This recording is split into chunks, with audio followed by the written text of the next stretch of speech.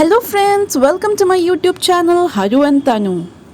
ഇന്നത്തെ വീഡിയോയിൽ philodendron Berly marks എന്ന് പറയുന്ന നമ്മുടെ നാട്ടിലൊക്കെ ധാരാളമായിട്ട് കാണുന്ന ഈ ഒരു ചെടിയെ പറ്റിയാണ് പറയുന്നത്.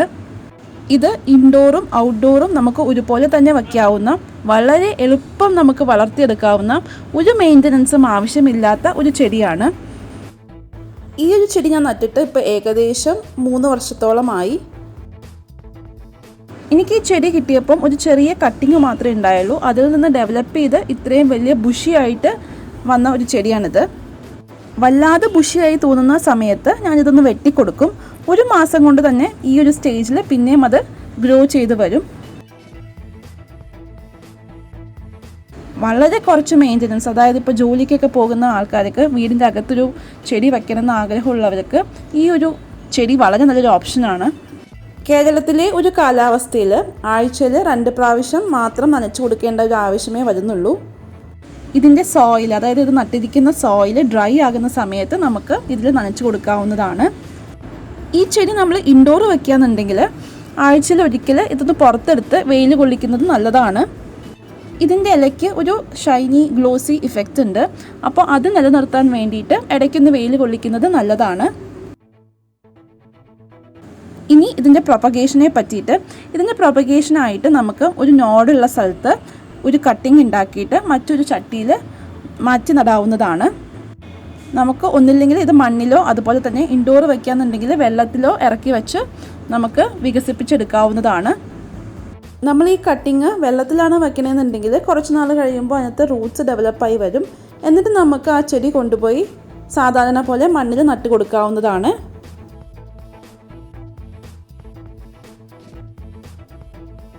അടുത്തതായിട്ട് ഇതിൻ്റെ സൺലൈറ്റ് റിക്വയർമെൻറ്റ്സിനെ കുറിച്ചിട്ടാണ്. ഇതിന് ബ്രൈറ്റ് ഇൻഡയറക്റ്റ് സൺലൈറ്റാണ് ഇഷ്ടം. അതായത് വളരെ സൺലൈറ്റ് ഉള്ള സ്ഥലത്ത്, അതായത് പൊരിവെയിലത്തൊക്കെ കൊണ്ടുപോയി വച്ചാൽ ഇതിൻ്റെ ഇല കരിഞ്ഞു പോകാനുള്ള ചാൻസ് ഉണ്ട്.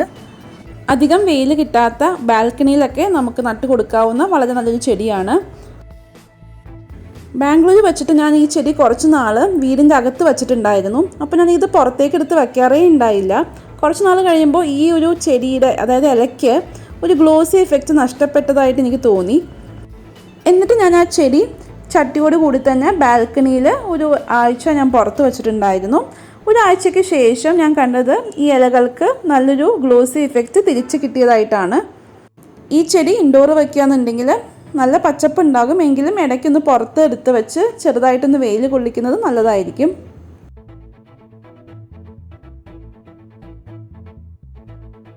അടുത്തതായിട്ട് ഇതിൻ്റെ ഫെർട്ടിലൈസിങ് പാർട്ടാണ്, അതായത് വളം ഇട്ട് കൊടുക്കുന്നതിനെ പറ്റി. ഇതിന് യാതൊരു വളവും ഇട്ട് കൊടുക്കേണ്ട ആവശ്യമില്ല. ഒരു വളവും ഇട്ട് കൊടുക്കാതെ തന്നെ വളരെ നല്ല ഹെൽത്തി ആയിട്ട്, നല്ല ഗ്ലോസി ആയിട്ടുള്ള ലീവ്സൊക്കെ ആയിട്ട് ബ്യൂട്ടിഫുൾ ആയിട്ട് വളർന്നു വരുന്ന ഒരു ചെടിയാണ്. നമ്മൾ ഇൻഡോറാണ് പ്ലാന്റ്സ് വെക്കണമെന്നുണ്ടെങ്കിൽ അതിൻ്റെ വെള്ളം ഇടയ്ക്കൊന്ന് മാറ്റി കൊടുക്കുന്നത് നല്ലതായിരിക്കും. ഇതിൻ്റെ ഇലകൾ ചെറുതായിട്ട് പോയ്സണസ് ആണ്. അതുകൊണ്ട് തന്നെ പെറ്റ്സും അതുപോലെ തന്നെ കുട്ടികളും ഒക്കെ വീട്ടിലുണ്ടെങ്കിൽ ഒന്ന് ശ്രദ്ധിക്കുന്നത് നല്ലതാണ്. അവർക്ക് എത്താത്ത ഒരു ഹൈറ്റിലോ ഒരു കോർണറിലോ ഒക്കെ ആയിട്ട് വയ്ക്കുന്നതായിരിക്കും നല്ലത്.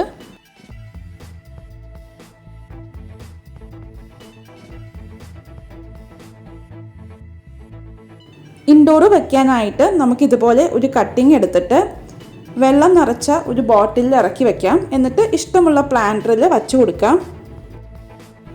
ഞാനിന്നിവിടെ ഈ പ്ലാന്റിൻ്റെ കട്ടിങ്സ് വച്ചു കൊടുക്കുന്നത് ഒരു ബാംബൂവിൻ്റെ പ്ലാന്ററിലാണ്. ഈ ബാംബൂ പ്ലാന്റർ ഉണ്ടാക്കുന്ന ഒരു വീഡിയോ ഞാൻ നേരത്തെ ചെയ്തിട്ടുണ്ടായിരുന്നു. ഇതിൻ്റെ ലിങ്ക് ഞാൻ താഴെ ഡിസ്ക്രിപ്ഷൻ ബോക്സിൽ കൊടുത്തേക്കാം, കാണാത്തതൊന്ന് കണ്ടു നോക്കൂ.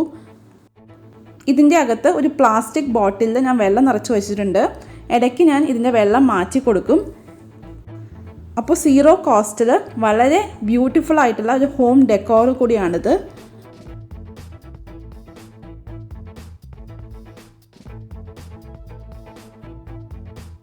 ഈ വീഡിയോ ഇഷ്ടമായെന്ന് പ്രതീക്ഷിക്കുന്നു. നിങ്ങളുടെ അഭിപ്രായങ്ങളും നിർദ്ദേശങ്ങളും താഴെ കമൻസിൽ പറയുക. Please like, share and subscribe to my channel. Keep watching. Haru and Thanu. By.